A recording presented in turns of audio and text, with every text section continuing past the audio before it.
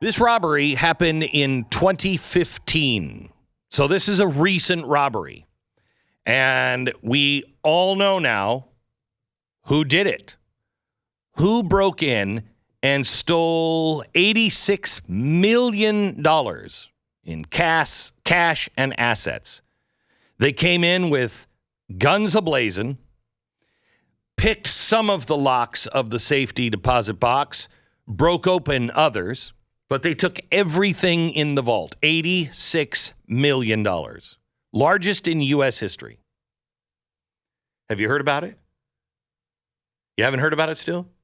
No, only really I've heard you tease it the last couple of days, but that's the only time I've ever heard of it. Okay, so... and I follow the news. Actually do. You actually do. It's just been framed differently.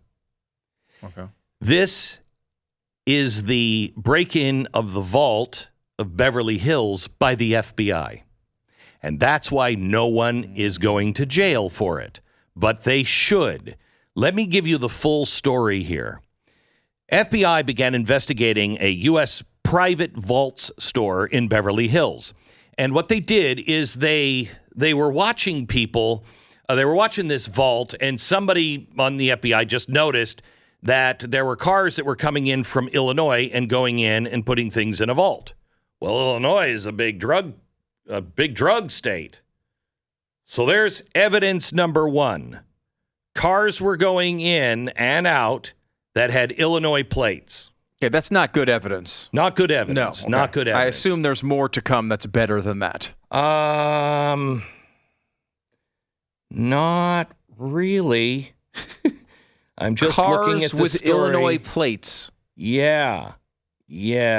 Cars with coming in with the Illinois plates. And there were many of the customers that were using rental cars to come. And these rental cars are, of course, associated with drug traffickers because if they smell marijuana, well, they don't, you could say, I don't know. Well, I wasn't smoking marijuana. I never had a marijuana in the car. It's this rental car. Now, remember, in California, marijuana is legal.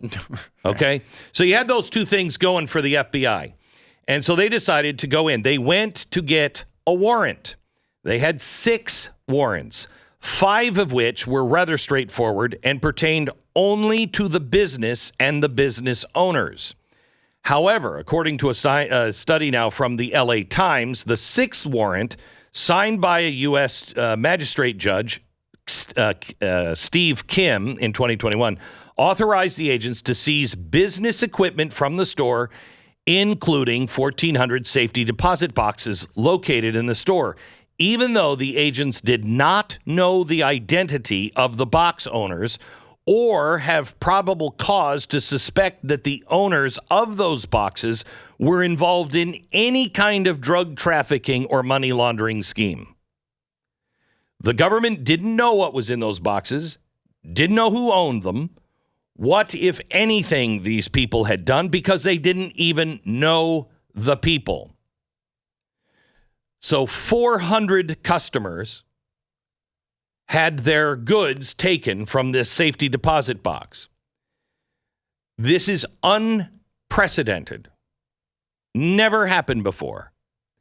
$87 million. Now, according to court filings, the FBI insisted on the affidavit that the warrants authorized the seizure of the nests of boxes themselves, but not the contents. On the warrant itself, signed by the judge, this warrant does not authorize a criminal search or seizure of the contents of the safety deposit boxes. However, the FBI didn't care. And they opened up every single one of those boxes and took the ill-gotten goods.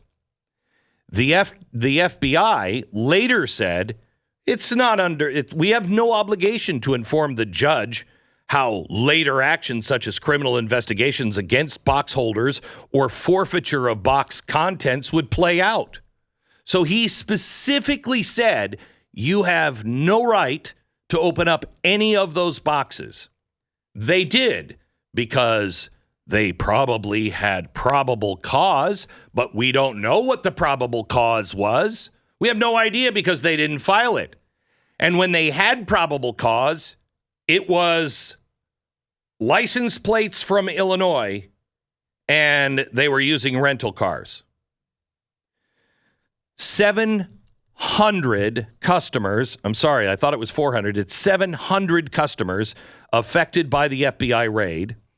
9 were referenced by the FBI in the affidavit. Thus far, no one has gotten any of their stuff back. None of the customers have been charged with any crimes. Not a single customer out of the 700, not a single customer has been charged with a crime. But they can't get their stuff back. Right. FBI won't say if any of them have been a subject of a criminal investigation prior to the raid. In the alleged in the affidavit only is the fact that those who are irrational or who have criminal motives would rent a box from this safety deposit box company rather than a bank. So in the affidavit, that's another thing they told the judge. It's irrational. Why would you keep your money there instead of at a bank? What? It's not your decision to make whether it's rational or not. It's my money. I get to put it wherever I want. It's my stuff. I get to put it wherever I want.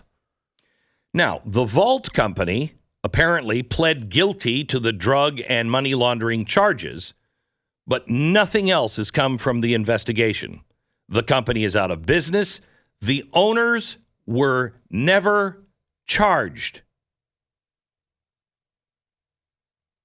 The owners were never charged. And now people are suing to get their money back.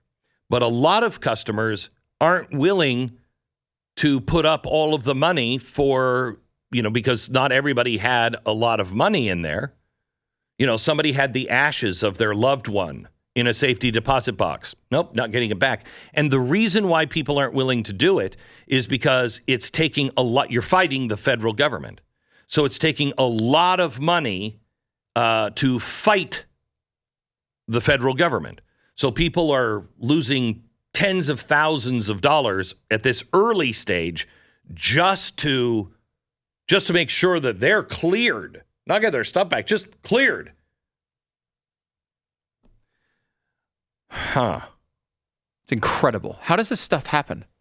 This is going to happen more and more. Do you know that in 2008, banks changed the rules, the government changed the rules, that in the case of any kind of emergency, the bank does not allow you to go in to get your safety deposit box and open it. It must be opened in the presence of a DHS official. Did you know that? It must be? It must be. In case of an emergency, if the government says it's an emergency and we have, any stupid reason to see what's in everybody's safety deposit box, the banks cannot allow you to take the contents of your box without a DHS official in the room with you going through the box. So, I guess the theory behind that would be what? Like you have illicit material, so you'll get caught by the DHS official? Yeah. Let's say there's terrorists and you've got a pipe bomb, or plans for a pipe bomb. They'd be able to catch you. I personally think it's to seize your cash. Anybody who has cash, if you have too much cash, to seize it. Correct. You're automatically guilty, as we've seen with this sort of. And the government's you don't even have to this say at all you're levels. guilty. Right. This one, they say no crimes, no crimes, no crimes, How? and yet they're keeping the $86 million. This is on the civil asset forfeiture sort of framework, and it's something that we've talked about for a long time. It's incomprehensible that this stuff goes on in the United States of America. If you were to tell me this happened, in Russia, you'd expect it. I'd expect it. Correct. Right? The fact that the United States government is claiming and just taking stuff from citizens all around the country with no crime, many times even being charged, let alone, I mean, to me, conviction is the point where you have an argument. Yeah. When you prove your case, Correct. you can take the stuff. Correct. Not before that. Instead, they're doing it before they even charge anyone. Listen to this. The lawsuit also claims that some of the box holders who came forward to reclaim their seized property were then subject to another investigation. If you went to the FBI and said, I want my stuff back, the FBI examined their bank accounts, their DMV records, their tax returns, and any criminal history checks. Approximately 20 to 30 box holders decided, you know what, I don't want anything to do with this. FBI agent Linda Zellhart said that many have speculated that those holders who walked away wanted to avoid either becoming an FBI target or the tens of thousands of dollars in legal fees. So in other words, if you just say, you know what, my wife's ashes are just not worth it, well, maybe you're hiding something. Oh, my God. So you're guilty if you walk away, and you're guilty if you ask. If you ask. Oh, well, that's it? This is America, gang. This is it? You know, we yeah, it is today. It is today. It doesn't seem like it. Yeah, it doesn't. Because it's not a constitutional America. But this is the America we now live in. And it is important that you wake up and stand up. We have to begin to stand together. Get your preacher off his fat ass. If he is not already delivering sermons about the blessings of God because we're stopping abortion and then warning what's going to be happening in those other, if he's too afraid to say anything about abortion and alert you to the blessings and the dangers, find another church. Talk to him and say, why not? If he hems and haws, find another church. Find another church. If these rights are given to us by God, that's not just a phrase in the Declaration of Independence. Who else gives rights? Who else? If you can't say God, then it's got to come from the government. And I don't get anything from the government, especially for free. I get no rights from the government. If they're not on the front lines of standing up and protecting God-given rights, you're in the wrong church. Go find one and start standing up for these things. You are about to have a digital currency that has all of the earmarks of the mark of the beast. All of the earmarks. Read Revelation. Read what cryptocurrency can do if it's run by the central bank, and read about what it is in China. It might as well be the mark of the beast. You are about to lose everything financially. Why? Because of corruption.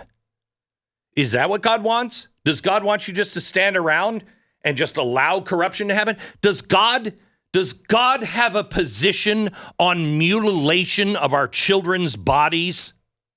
Do you think God has a position on whether it's cool or not to teach kids all about sex in second grade? Do you think God has a position on any of this? Do you think if Jesus came back today and you were there saying, no, you know what, whatever about the trans shows and the stripper shows with the kids, do you think God has an opinion on that? If you don't, I don't know who you worship. He has strong opinions, especially on what happens to his children. And that includes you, me, Democrats, socialists, Marxists, kids, old people. He has a definite love for all of us. But he also has an opinion on right and wrong. And if your preacher ain't talking about it, get away from that church and find one, because God's people have got to start standing up or we lose freedom. The world's freedom will be on our heads.